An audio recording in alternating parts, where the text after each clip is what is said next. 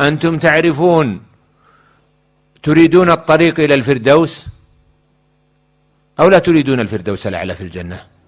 كلكم تريدون معرفة من هم أصحاب الفردوس، هل هم العلماء أو الدعاة أو هل يمكن أن تكونوا أنتم من أصحاب الفردوس؟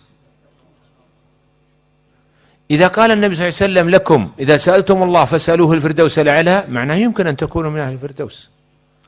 طيب ما هي الصفات؟ الصفات مذكورة في سورة المؤمنون 7 صفات. الصفة الأولى قد أفلح المؤمنون.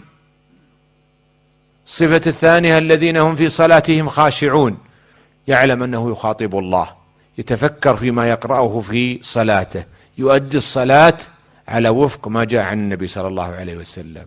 مو إذا دخل الصلاة فكر في صلاته ماذا قال فلان وماذا عمل أخي وماذا عمل ابني وماذا عمل أبي، لا، يفكر، يخاطب رب العزة والجلال. الذين هم في صلاتهم خاشعون. والصفة الثانية والذين هم عن اللغو معرضون. ما هو اللغو؟ ما لا فائدة فيه من الأقوال والأعمال. إذا جلسوا ورأى أن الحديث لا ينتفعون به في الدنيا والآخرة حول الحديث لما فيه نفع، لأنهم عن اللغو معرضون. هذه أصعب من الأولى صعبة، شوفكم تسرحون كثيرا في الصلاة، بس الثانية أصعب، والذين هم عن اللغو معرضون. كيف تجنب نفسك ما لا فائدة فيه من الأقوال والأعمال. والذين هم للزكاة فاعلون. الناس يحبون المال وبالتالي الزكاة صعبة. والذين هم لفروجهم حافظون.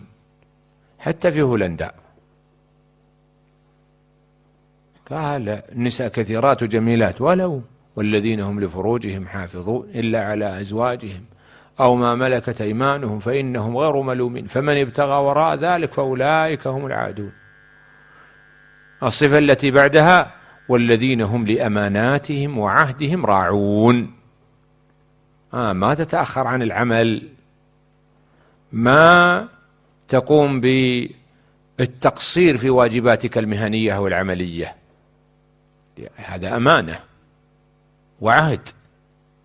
عهدك مع الحكومة تلتزم به، لأنك دخلت هنا بفيزة فيها عهود وشروط فعليك أن تطبقها.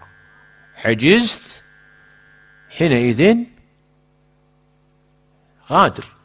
لا بد أن تقوم بالوفاء بالأمانات والعهود حتى تكون من أهل الفردوس الأعلى.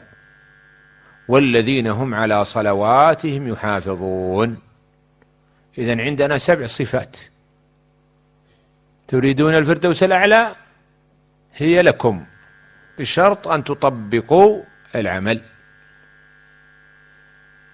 المؤمنون الذين هم في صلاتهم خاشعون، والذين هم عن اللغو معرضون، والذين هم للزكاة فاعلون، والذين هم لفروجهم حافظون.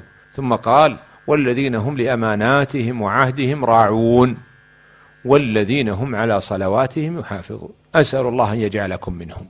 أسأل الله أن يرفع درجاتكم في جنة الخلد، كما أسأله جل وعلا أن يصلح أحوال المسلمين وأن يردهم إلى دين ردا جميلا.